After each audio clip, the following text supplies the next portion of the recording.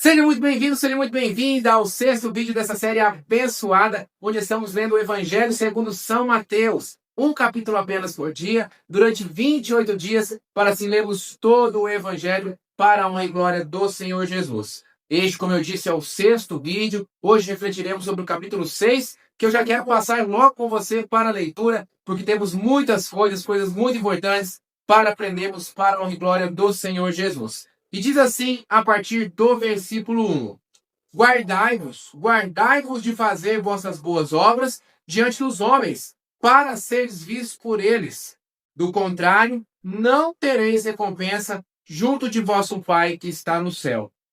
Quando, pois, das esmolas, não toques a trombeta diante de ti, como fazem os hipócritas nas sinagogas e nas ruas, para serem louvados pelos homens. Em verdade, eu vos digo, já receberam sua recompensa. Quando deres esmola, que tua mão esquerda não saiba o que fez a direita. Assim a tua esmola se fará em segredo, e teu pai, que vê o escondido, irá recompensar-te. Quando orardes, não façais como os hipócritas, que gostam de orar de pé nas sinagogas e nas esquinas das ruas, para serem vistos pelos homens. Em verdade eu vos digo, já receberam sua recompensa. Quando orares, entra no teu quarto, fecha a porta e ore ao teu pai em segredo, e teu pai, que vê num lugar escondido, te recompensará. Nas vossas orações, não multipliqueis as palavras, como fazem os pagãos, que julgam que serão ouvidos à força de palavras. Não os imiteis, porque vosso Pai sabe que vos é necessário antes que vós não pensais. Eis como deveis rezar: Pai nosso, que estais no céu, santificado seja o vosso nome. Venha a nós o vosso reino. Seja feita a vossa vontade, assim na terra como no céu. O pão nosso de cada dia nos dai hoje. Perdoai-nos as nossas ofensas, assim como nós perdoamos aos que nos ofenderam. E não nos deixeis cair em tentação, mas livrai-nos do mal. Porque se perdoardes aos homens as suas ofensas, vosso Pai Celeste também vos perdoará. Mas, se não perdoardes aos homens, tampouco vosso Pai vos perdoará. Quando jejuardes, não tomeis um ar triste, como fazem os hipócritas, que mostram o semblante abatido para manifestar aos homens que jejuam. Em verdade, eu vos digo, já receberam sua recompensa.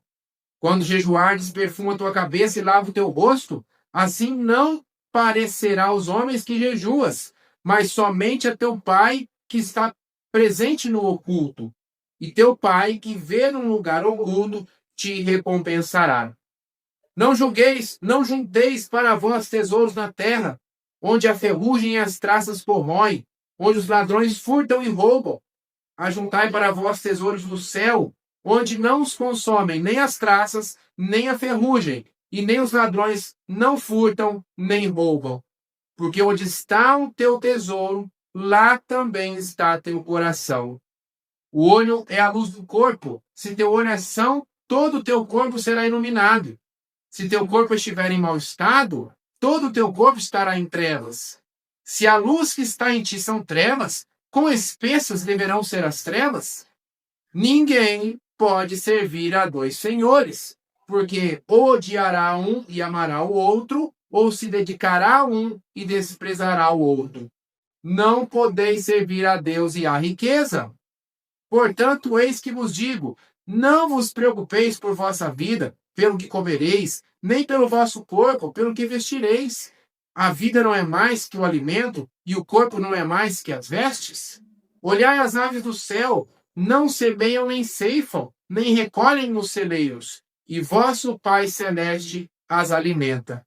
Não valeis vós muito mais que elas?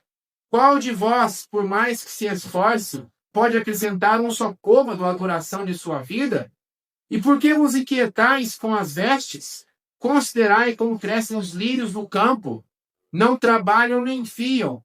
Entretanto, eu vos digo que o próprio Salomão, no auge da sua glória, não se vestiu como um deles. Se Deus veste assim a erva dos campos, que hoje cresce e amanhã será lançada ao fogo, quanto mais a vós, homens de pouca fé.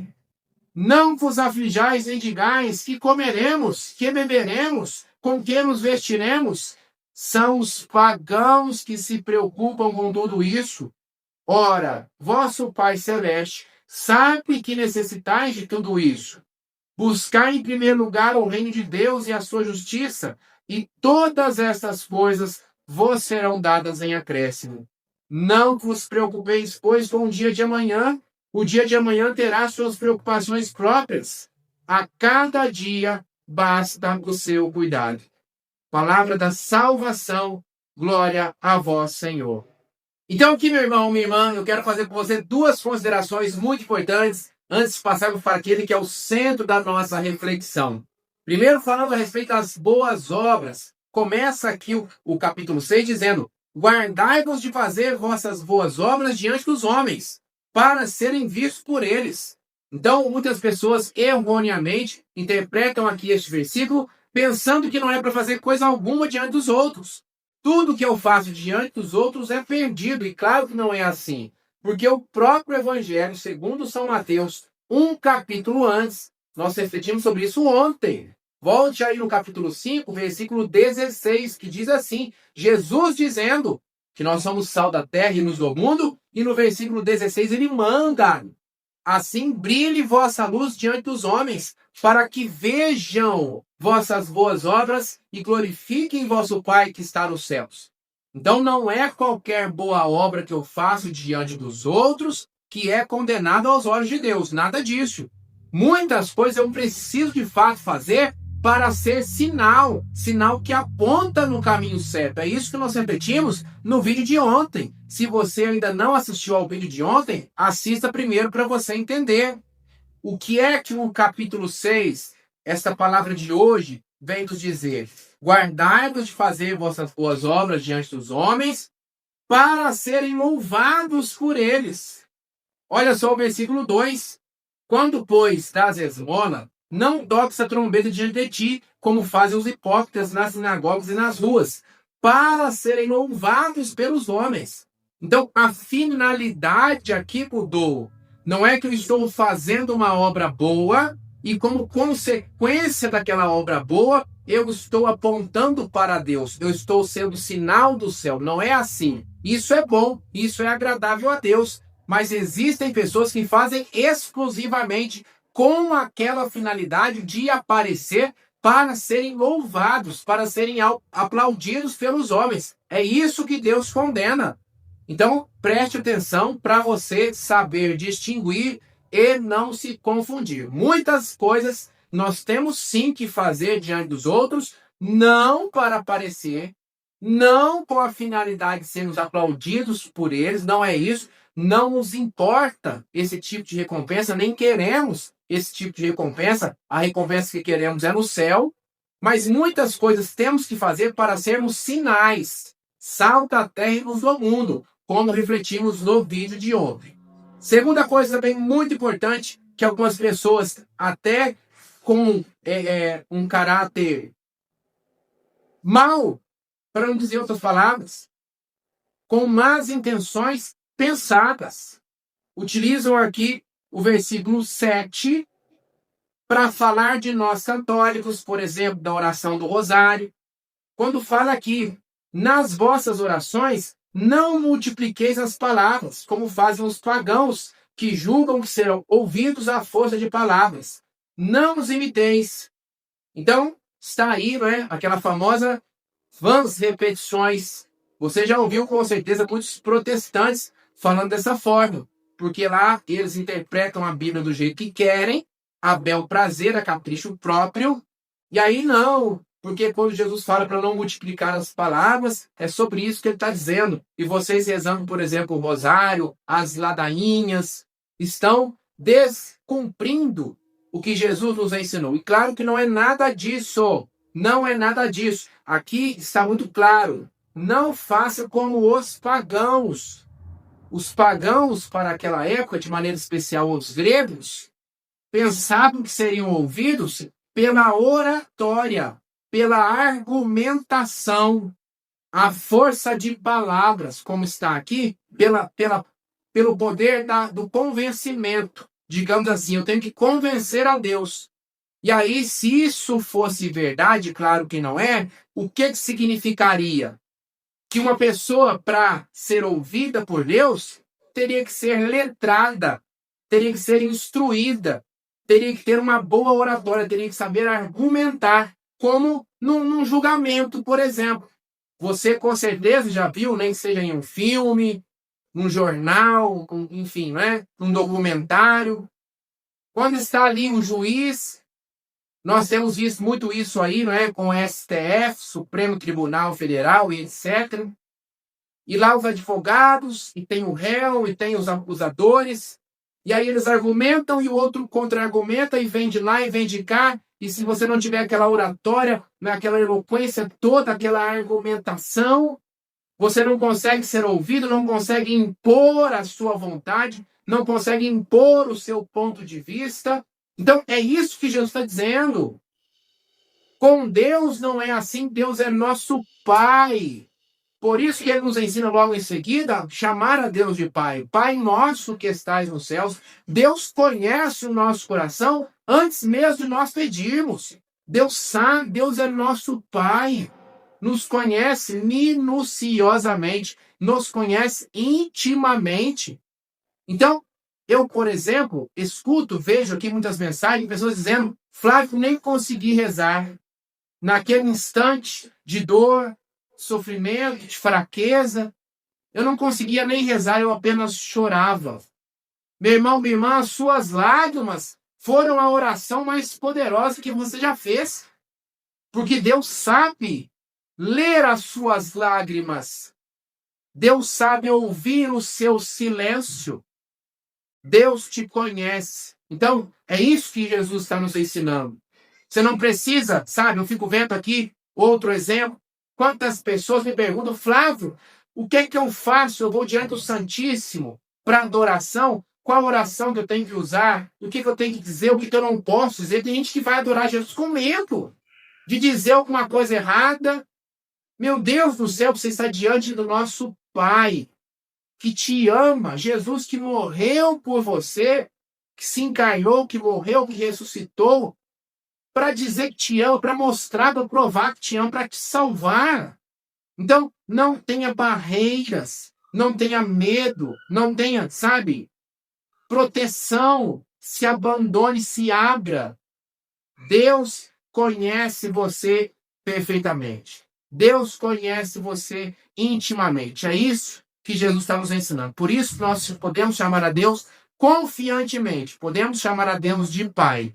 Mas, como eu disse, não tem nada a ver com o texto, com o rosário, com repetição da Ave Maria, que é algo de Deus. Estamos repetindo as palavras do arcanjo Gabriel. Nós podemos comprovar pelos testemunhos nossos pessoais, inclusive, quanto a oração do texto é poderosa. A própria Virgem Maria pede insistentemente a oração diária do rosário. Então, aprenda também para você não ser enganado, não ser confundido por pessoas de má fé, muitos protestantes que querem fazer você abandonar a verdade, querem fazer você abandonar a sua fé. Mas, dito isso, essas duas considerações, passemos então para aquilo, como eu disse, que, na minha opinião, para hoje, né, nós estamos fazendo esse vídeo aqui, essa série. Poderíamos fazer em outras épocas, mas Deus determinou que fosse feito hoje, para mim e para você. O que Deus vem nos falar aqui é dessa questão das obras diante dos outros. Claro que tem muitas pessoas, infelizmente, pessoas vaidosas, orgulhosas, que buscam de fato, conscientemente, como finalidade o aplauso, o reconhecimento dos homens. Eu conheço principalmente na área da música. Antes de ser missionário, eu cantava e tocava. Toquei e cantei aí uns 10 anos, mais ou menos, 10, 15 anos, tocando violão e cantando. Na igreja, obviamente, né? Comecei com um grupo de oração, um grupo de jovens, cantando na missa. E você, meu irmão, minha irmã, que canta, que toca, você vai entender muito bem o que eu estou dizendo aqui. Como é difícil atuar nesta área para Deus. porque é uma área de, sabe, pessoas melindrosas. Não todas, obviamente, né? Claro, a grande maioria são de pessoas boníssimas que se sacrificam, que se doam pela igreja, pelo reino de Cristo, mas como também existem muitas pessoas melindrosas, dodóizinhas ou mimizentas, como nós dizemos aí, né? Ai, meu Deus do céu, eu ensaiei e cheguei na missa. Quando eu fui cantar, tinha outro coral. Não era o dia deles, era o meu dia, e outros cantaram no meu lugar. Por isso eu não volto mais na igreja. Estou cansado de ouvir isso. Hoje que eu sou missionário, muitas vezes já me perguntaram isso, Flávio. Qual é a maior dificuldade que você enfrenta no seu ministério? É viver da providência? É viver de esmolas? É não ter qualquer tipo de segurança financeira? São as provações ali da oração, do testemunho. Também é difícil, também. Mas uma das coisas mais difíceis nesse ministério que eu exerço hoje, nesse apostolado de evangelização, tanto na internet quanto presencialmente, porque graças a Deus também tenho a alegria de viajar o Brasil todo aí praticamente, pregando a palavra, tudo de forma gratuita. Inclusive, coloco aqui à disposição para o que você precisar. Quem sabe um dia eu esteja aí na sua paróquia, pessoalmente, para nós fazermos aí um encontro, um retiro, estou à disposição. E quantas vezes a maior perseguição que eu enfrento é de padres, de coordenadores, de outros missionários. Difícil. Pessoas que querem aparecer e pensam que talvez você falando, ou pregando, ou cantando, ou tocando, você está roubando a fama dela, roubando a glória dela. Meu Deus do céu, a glória é de Deus. A glória é de Jesus, não é nossa. Então não caia nessa armadilha de Satanás para te levar para o inferno, para te afastar de Deus, para tornar inválidas todas as suas obras, para tornar desagradáveis todas as suas obras. Mas um outro aspecto, e aí também é muito importante você entender isso, porque você pode dizer, não, graças a Deus, eu não sou esse tipo de pessoa que quer aparecer. Glória a Deus. Nós temos que buscar todos os dias a humildade, porque a palavra nos fala, Tiago, capítulo 4. Deus resiste aos soberbos, Deus tem nojo dos soberbos, Deus tem, sabe, repulsa dos soberbos, da pessoa que se acha, mas dá a sua graça aos humildes. Tiago, capítulo 4. Então nós temos que buscar essa, que é inclusive o princípio da sabedoria, essa virtude, a humildade é o princípio da sabedoria. Sem a humildade nunca alcançaremos a sabedoria que vem de Deus. Mas para você que não se enquadra nessa característica da vaidade, pode se enquadrar em outra característica, que é pensar que as suas boas obras, de alguma forma, são o fim de tudo. O que eu quero dizer para você? Citando aqui o mesmo exemplo do coral. Ah, eu ensaiei, porque eu quero servir a Deus, não me importe com o aplauso dos homens. Eu amo a Deus, é por isso que eu estou aqui. Eu quero que o reino de Cristo seja edificado. Eu quero que as pessoas sejam tocadas pela música que eu tocar, que eu cantar. E aí, quando eu cheguei lá, tinha outro coral, ou por um motivo ou por outro eu fui impedido de cantar, de tocar, ou porque o som estragou, ou por isso ou por aquilo. E aí, já que eu não consegui realizar a obra que eu fui para realizar, eu não servi a Deus, eu não dei glória a Deus, eu não produzi frutos. E aí a pessoa se entristece e acha que é assim, e não é. Não é. Entenda bem o que eu vou dizer para você, e aí eu posso falar por testemunho pessoal. Eu, Flávio, e aí também se coloca no meu lugar. Eu, Flávio, não tenho como finalidade principal ser pai, ser um bom pai. Eu nasci para servir a Deus, para ser santificado pelo Espírito Santo e para ir para o céu. Para isso que eu nasci, para servir e amar a Deus, para ser santificado pelo Espírito Santo. E quando eu morrer, eu ir para o céu. Esse é o meu objetivo. Ser um bom pai Deus me chamou a vocação de ser pai. Quantos casais por aí tentam, pessoas saudáveis, homens e mulheres saudáveis, que não conseguem ter filhos. Por quê? Não é a vocação. Claro que existem muitos fatores, né? Mas Deus não te chamou a ser pai. Isso te faz menor, pior do que a outra pessoa que tem 10, 15 filhos? Não. Só te faz um servidor diferente. Então, Deus me chamou a ser pai, mas aquilo não tem um fim em si mesmo. Eu sou pai para servir a Deus, para desenvolver o meu amor por Deus, para ser santificado pelo Espírito Santo e para ir para o céu. Ser pai é apenas um meio, mas Deus poderia escolher qualquer outro tipo de meio. Eu sou marido e eu tenho que ser um bom marido, mas não com aquela finalidade. A minha finalidade é servir a Deus por meio do matrimônio. Mas se Deus quiser escolher outro meio, eu vou servir a Deus de outro meio. Deixa eu te dar um exemplo da missão, da pregação da palavra. Pego o microfone e vou lá pregar. Eu saio da minha casa, às vezes eu pego 17, 20, até mais que isso, horas de viagem. Horas de viagem. Eu fiquei 32 horas na estrada, viajando para pregar a palavra de Deus. Eu já fiquei, deixa eu te dar o meu exemplo pessoal, não estou mentindo, 36 horas dentro de um ônibus para realizar uma missão. Quando eu cheguei lá, o padre me esculachou, só não me chamou de santo. Peguei a malinha no mesmo dia, ou no dia seguinte, e vim embora. Então, não teve a missão. Aquilo que eu fui fazer lá, de pregar, de maneira, não aconteceu. A minha missão foi frustrada? Eu não produzi frutos para Deus? Claro que produzi. Claro que dei glória a Deus, apenas de uma forma diferente do que eu tinha planejado. Quando eu vou para uma missão, eu me preparo, eu rezo, eu faço ali as minhas colinhas, né, na reflexão da palavra.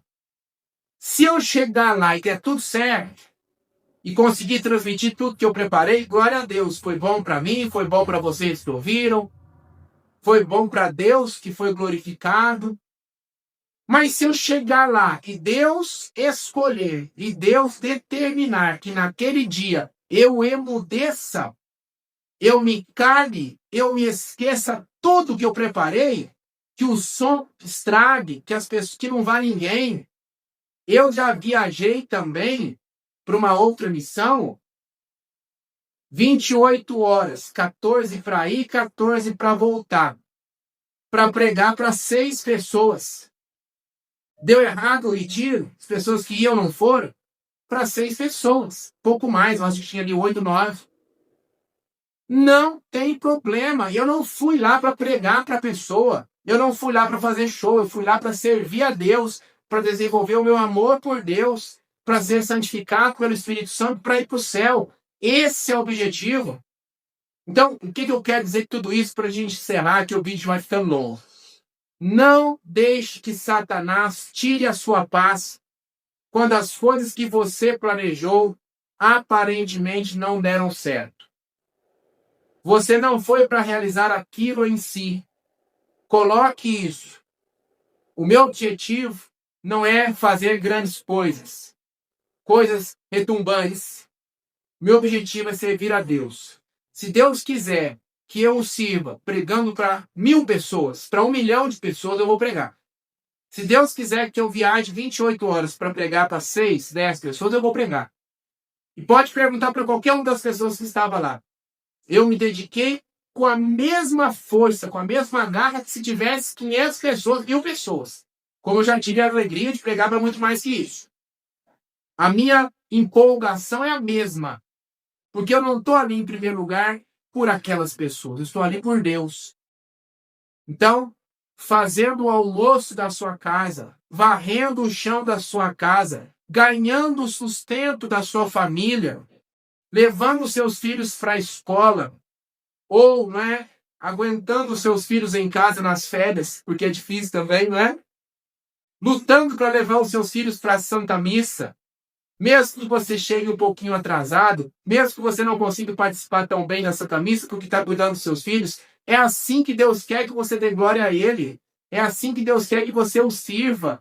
Então, aproveite esse momento. Não pense que as coisas estão dando erradas só porque não saíram conforme o seu planejado. É isso que Deus tem para ensinar para nós nesse dia. Conta para mim mais uma vez aqui nos comentários. Estou gostando tanto. Todos os dias, graças a Deus, tenho recebido aqui muitas mensagens. Isso é sinal que você está entendendo.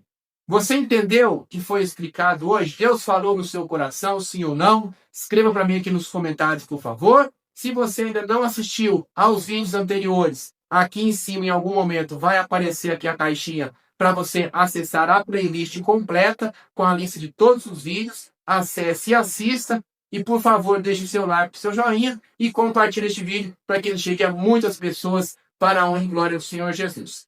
Conto com você, muito obrigado. Beijão, até amanhã. Fique com Deus.